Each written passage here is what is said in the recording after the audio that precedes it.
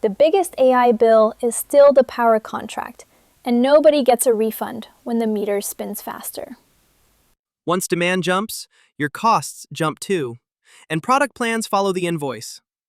Today we have 3 stories with real operator consequences. It is Tuesday, January 27th, 2026, and I am John with Jenna, and this is readme.ai. Theme today is cost controls for agents, plus sourcing and privacy when assistants touch real life. Procurement can smell a new vendor from 3 calendar invites away. Today's top story.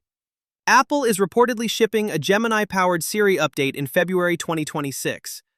Reports say Apple will integrate Google Gemini into Siri, with a launch targeted for February 2026. The update aims to read personal data and what is on your screen for better context. Imagine a user taps Siri 10 times a day across mail, photos, and messages.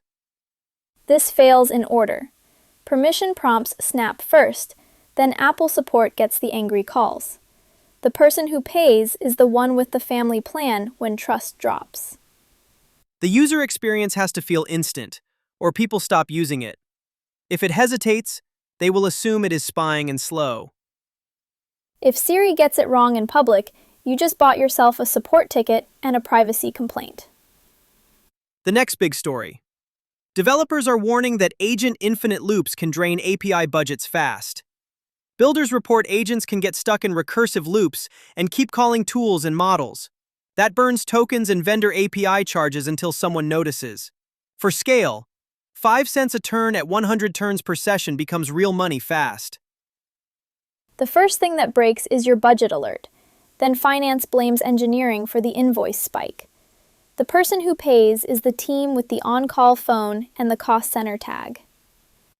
Put all model calls behind a gateway with logs and a hard spend cap. That lets you shut off the bleed without shipping a new build. Nothing teaches cost discipline like an auto-renewed contract and a surprise overage line item. Before we hit the last story, remember those loop costs when you greenlight agents for billing? Final story.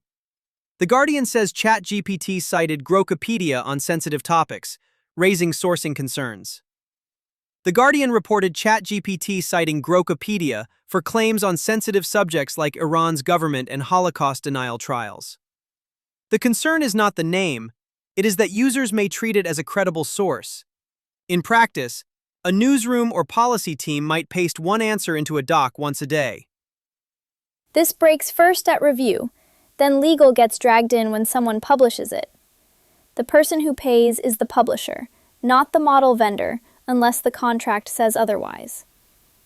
If you ship this in an enterprise workflow, you need an audit log of sources shown to users. Your indemnity clause will get redlined if you cannot prove provenance.